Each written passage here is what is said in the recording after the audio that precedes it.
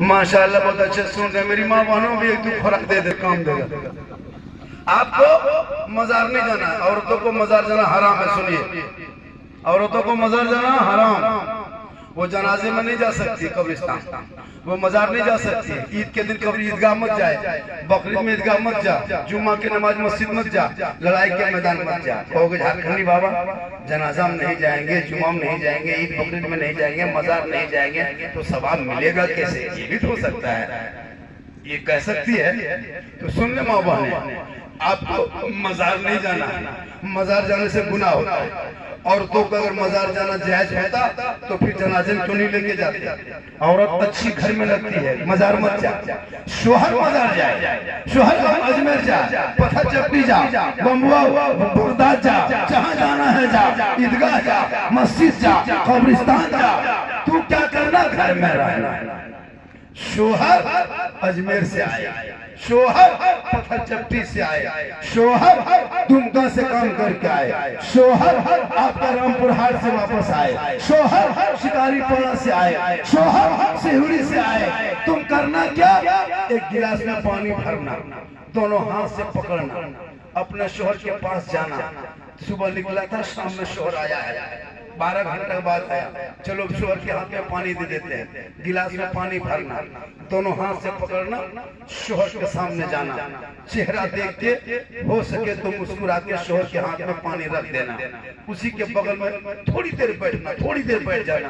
किताबों में आया है, जब कोई बीवी अपने शोहर के हाथ में पानी रख देती है और बगल में बैठ जाती है, तो घर बैठे बैठे उस बीवी के नाम अमाल में एक जिहाद करने में जितना सवाब होता, उतना सवाब शोहर के हाथ में पानी दे के बगल में बैठने से एक जिहाद का सवाब मिलेगा। मेरी माँ बहने गौर करो, एक गिलास दोगी तो एक जिहाद का सवाब, 30 दिन दोगी तो 30 जिहाद का सवाब, 1 साल दोगी तो नेकियों का पहाड़ हो जाएगा। तो अजमेर का ये छोटा तू जाएगी, क्यों तो पत्थर चपटी जाएगी। पानी खाली शोहर को देना तो कितना सवाब? लाखों लाख सवाब होगा। एक जिहाद का डेली सवाब, 10 साल का दोगी तो सवाब जोड़, 20 साल बचोगी देगी सवाब जोड़, 30 साल तक बीवी रहेगी सवाब जोड़, सवाब का पहाड़ हो जाएगा। लेकिन शर्त है कि शोहर के सामने जाके दोनों हाथ से हो सके तो मुंह देख के मुस्कुरा के दे।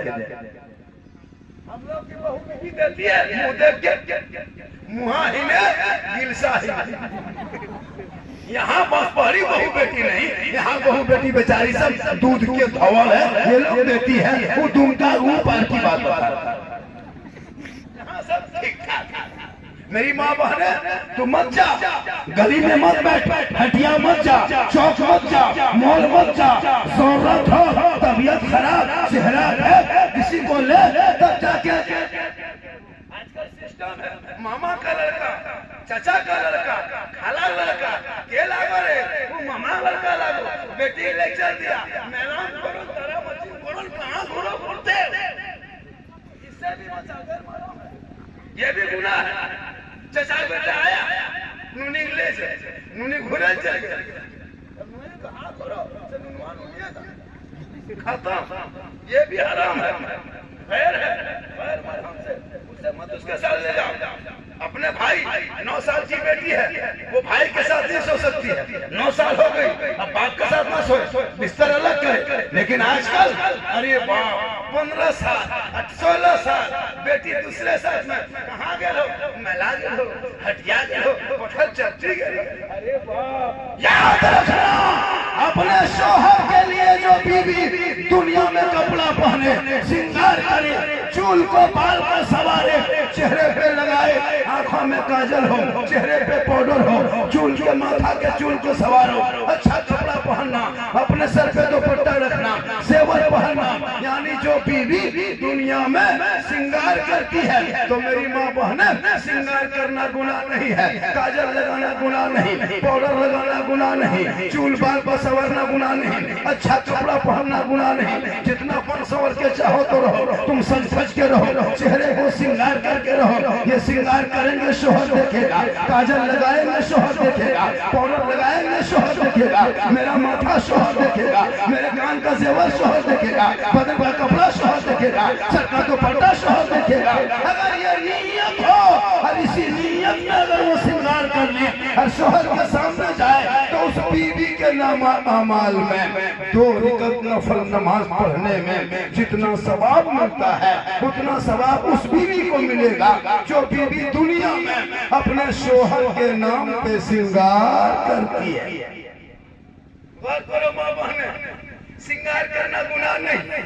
काजल जम के लगा, पाउडर लगा, सब कुछ करो, लेकिन ये चेहरे का श्रृंगार गैर मर्दों को मत दिखा। अपने शोहर को दिखाओगे तो रोज 2 रकात नफल का सवाब। अगर तुम 30 दिन दिखाई श्रृंगार अपने शोहर को तो 60 रकात का सवाब। अगर शोहर के नाम पर श्रृंगार किया 1 साल तक तो 360 के गुना कर दो, 10 साल का गुना करो, घर बैठे बैठे पहाड़ की तरह नेकी हो जाएगी। अगर तुम शोहर के नाम पर श्रृंगार करोगी तब, और वही श्रृंगार करके फेयर लवली लगा के, विको टर्मरिक लगा के, फेस वॉश करके हटिया जाए, चौक जाए, मोड़ जाए, गली में बैठे, घरों से नजरें लड़ाए, कल कयामत के दिन मैदान महशर कायम होंगे। वहाँ जमीन तंबे की होगी, आसमां फौलाद का होगा, मोहम्मद तख्त पे होंगे, अदालत पे खुदा होगा, नफ्सी नफ्सी का आलम होगा, हाहाकार मचा होगा, हिसाबों किताब का दफ्तर खुलेगा। वो औरतें भी होगी जो अपना श्रृंगार गैर मर्दों को दिखाया करती थी, उनके चेहरे से गोश्त गल गल के कट कट के गिर जाएगा, सिर्फ हड्डी दिखाई देगी, सर के बाल से उस औरत को लटका दिया जाएगा। जो औरत अपने शोहर के अलावा गैर मर्दों को अपना श्रृंगार दिखाती थी। याद रखना माँ बहने, श्रृंगार करना गुनाह नहीं है, लेकिन श्रृंगार गैर मर्दों को दिखाना गुनाह है। अगर ये श्रृंगार गैरों को दिखाओगे तो कयामत के दिन मैदान महशर में तेरे चेहरे पे गोश्त ना होगा, तुम शहीद कर दिए जाओगे, हड्डी दिखाई देगी, सर के बाल से उस औरत को लटका दिया जाएगा। कितना गुनाह है, चेहरा से गोश्त गिर जाएगा।